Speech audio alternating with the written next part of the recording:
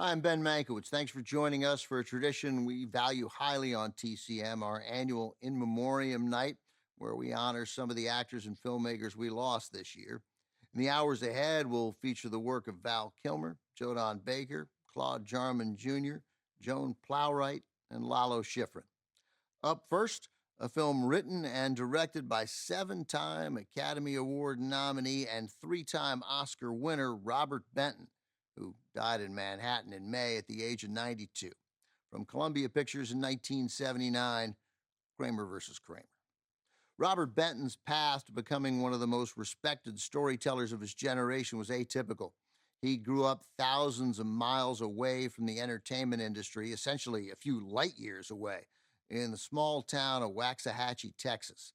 His father, though, loved the movies, took his son to the local theater regularly. In college, Robert Benton studied art. Then, after a brief stint in the military, he put those artistic skills to use as an art director for Esquire magazine in New York. There, he met a kindred spirit, Esquire editor and avid cinephile David Newman. The two men bonded over their love of movies, especially French New Wave films.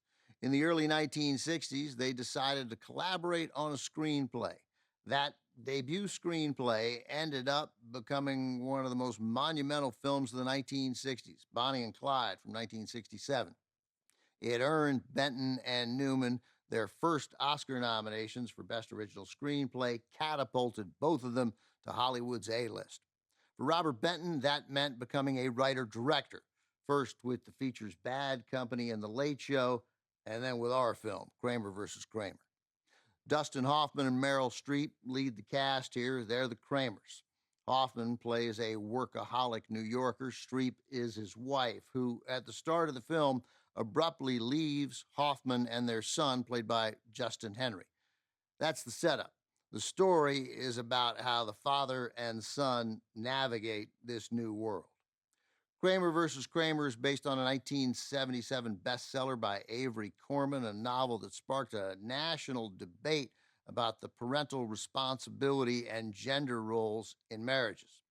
Producer Stanley Jaffe purchased the screen rights, hired Robert Benton to write the adaptation. Jaffe also produced Benton's big screen directorial debut, Bad Company, so you might think Benton would have been the first choice to direct his own script, but he wasn't.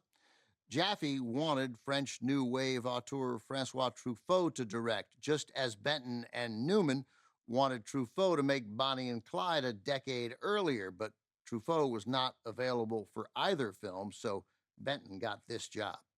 Among his first decisions was hiring Truffaut's preferred cinematographer, Nestor Almendros. It was a fruitful collaboration.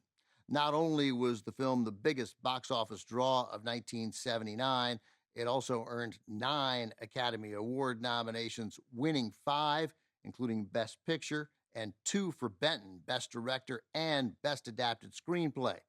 This was also the first Academy Award win for Meryl Streep.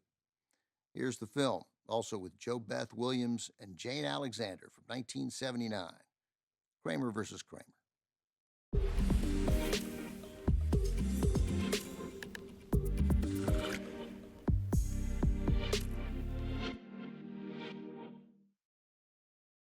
Kramer versus Kramer is the first of 5 films writer-director Robert Benton made with cinematographer Nestor Almendros.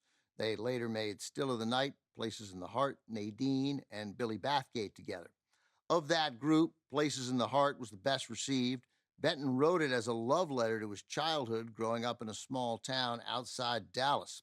Not long after the release of Kramer versus Kramer, Benton's mother died, leaving him to deal with the emotional task of selling her home. While on that trip, Benton realized he'd probably never have a reason to visit his hometown of Waxahachie again. He wrote Places in the Heart to help him deal with that grief. A film set in a small Texas town about a woman like his great-grandmother, played in the movie by Sally Field, who earned her second Academy Award as Best Actress for her work. Benton earned his third and final Oscar for writing the original screenplay.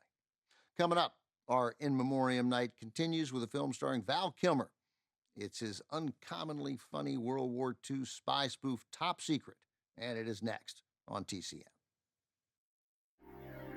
Next on TCM, Top Secret, then Walking Tall. And later, The Yearling. TCM remembers Claude Jarman Jr. tonight.